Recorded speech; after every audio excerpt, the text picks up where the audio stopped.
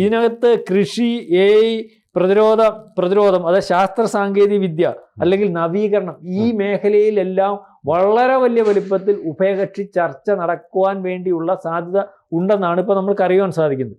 അതിനകത്ത് നേരത്തെ പറഞ്ഞതുപോലെ വേറൊരു കാര്യമുണ്ട്. ഏറ്റവും പ്രധാനപ്പെട്ട ആ മിസൈലിൻ്റെ പേര് സാറിന് അറിയാമായിരിക്കും. ബ്രഹ്മോസിനെക്കാട്ടി സ്പീഡുള്ള ഒരു മിസൈൽ നമുക്ക് തരുന്നതിന് വേണ്ടിയുള്ള ഒരു ധാരണയായിട്ടുണ്ടെന്ന് പറയുന്നുണ്ട്. അതിൻ്റെ എൻ്റെ പേരല്ലേ ആരോ മിസൈൽ എന്ന് പറയുന്ന മിസൈലല്ലേ അത്?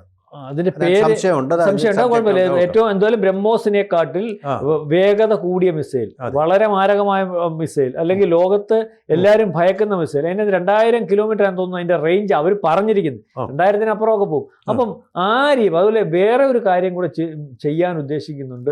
ഈ സോഴ്സ് കോഡുകൾ തന്നുകൊണ്ടിരിക്കുക, ടെക്നോളജി ട്രാൻസ്ഫറും അത് അതിനുവേണ്ടി ഇന്ത്യക്ക് അത് കൊടുക്കുന്നതിന് ഇസ്രായേലിനോ റഷ്യക്കോ ഒന്നും ഭയമില്ല. അതേ രീതിയിൽ തന്നെ ആയുധ നിർമ്മാണം എല്ലാത്തിനകത്തും ഏറ്റവും അവസാനം നമ്മൾ ഉപയോഗിച്ചിരുന്ന അല്ലെങ്കിൽ നമ്മൾ സിന്ധൂരിന് ഉപയോഗിച്ചിരുന്ന പല മിസൈലുകളും ഇനിയും ഇവിടെ വെച്ച് നിർമ്മിക്കുന്നതിന് വേണ്ടി ധാരണാപത്രത്തിൽ ഒപ്പിടുന്നു. അതായത് വലിയ ഒരു പ്രതിരോധ കരാറിലേക്ക് ഇന്ത്യയും ഇസ്രായേലും പോകുന്നു എന്നുള്ള രീതിയിലേക്ക് കാര്യങ്ങൾ ഉരുത്തിരിഞ്ഞു. കൂടുതൽ വാർത്തകളും വിശേഷങ്ങളും നിങ്ങളിലേക്ക് എത്താൻ ABC മലയാളം സബ്സ്ക്രൈബ് ചെയ്യുക, ബെൽ ബട്ടണും അമർത്തുക.